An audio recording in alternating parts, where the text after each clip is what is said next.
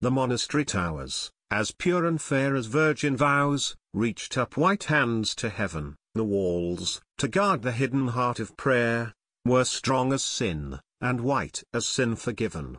And there came holy men, by world's woe driven, and all about the gold-green meadows lay flower-decked, like children dear that keep May holiday. Here, said the abbot, let us spend our days, days sweetened by the lilies of pure prayer, hung with white garlands of the rose of praise, and, lest the world should enter with her snare, enter and laugh and take us unaware with her red rose, her purple and her gold, choose we a stranger's hand the porter's keys to hold. They chose a beggar from the world outside to keep their worldward door for them, and he, filled with a humble and adoring pride, built up a wall of proud humility between the monastery's sanctity and the poor, foolish, humble folk who came to ask for love and care, in the dear Saviour's name. For when the poor crept to the guarded gate to ask for succor, when the tired asked rest, when weary souls, bereft and desolate, craved comfort, when the murmur of the oppressed surged round the grove where prayer had made her nest, the porter bade such take their griefs away, and at some other door their bane and burden lay. For this, he said, is the white house of prayer, where day and night the holy voices rise through the chill trouble of our earthly air, and enter at the gate of paradise. Trample no more our flower fields in such wise, nor crave the alms of our deep-laden bough. The prayers of holy men are alms enough, I trow. So, seeing that no sick or sorrowing folk came ever to be healed or comforted, the abbot to his brothers gladly spoke. God has accepted our poor prayers, he said, over our land his answering smile is spread.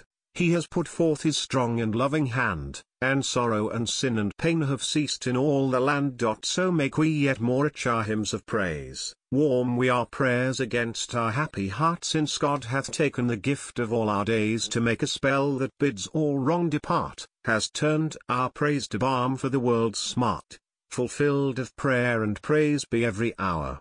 For God transfigures praise, and transmutes prayer, to power. So went the years.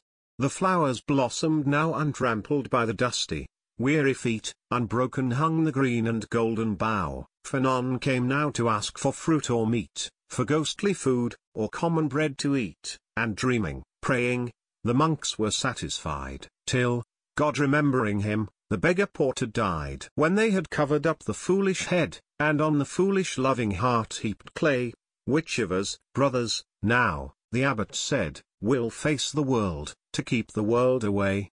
But all their hearts were hard with prayer, and nay, they cried, bid us not our prayers to leave, Father, not today, for this is Easter Eve. And, while they murmured, to their midst there came a beggar saying, brothers, peace, be still, I am your brother, in our Father's name, and I will be your porter, if ye will, guarding your gate with what I have of skill. So all they welcomed him and closed the door, and gat them gladly back unto their prayers once more. But, lo!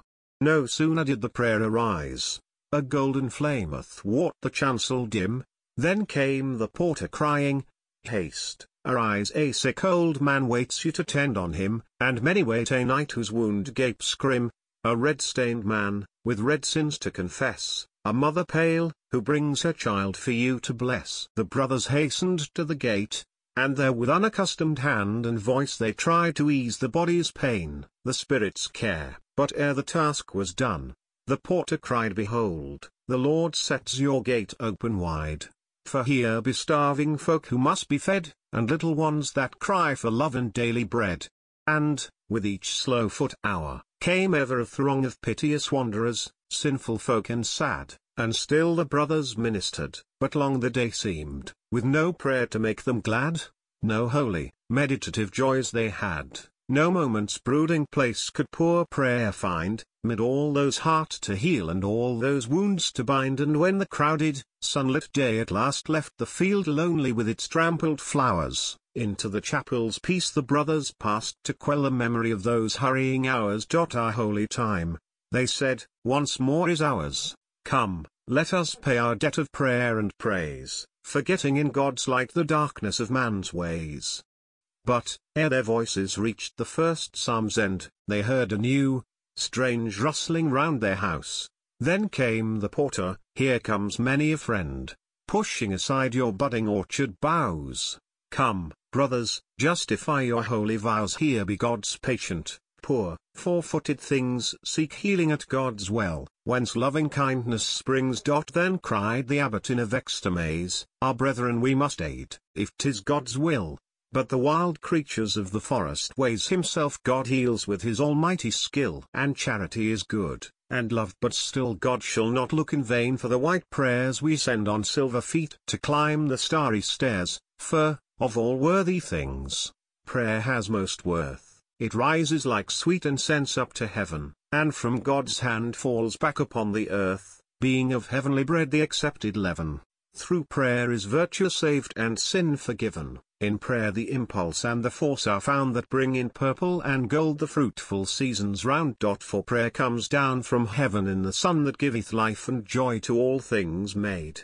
Prayer falls in rain to make broad rivers run, and quickens the seeds in earth's brown bosom laid. By prayer the red-hung branch is earthward weighed. By prayer the barn grows full, and full the fold. For by man's prayer God works his wonders manifold. The porter seemed to bow to the reproof, but when the echo of the night's last prayer died in the mystery of the vaulted roof, a whispered memory in the hallowed air, the abbot turned to find him standing there. Brother, he said, I have healed their woodland things, and they go happy and whole, blessing love's ministerings. And, having healed them, I shall crave your leave to leave you, for tonight I journey far.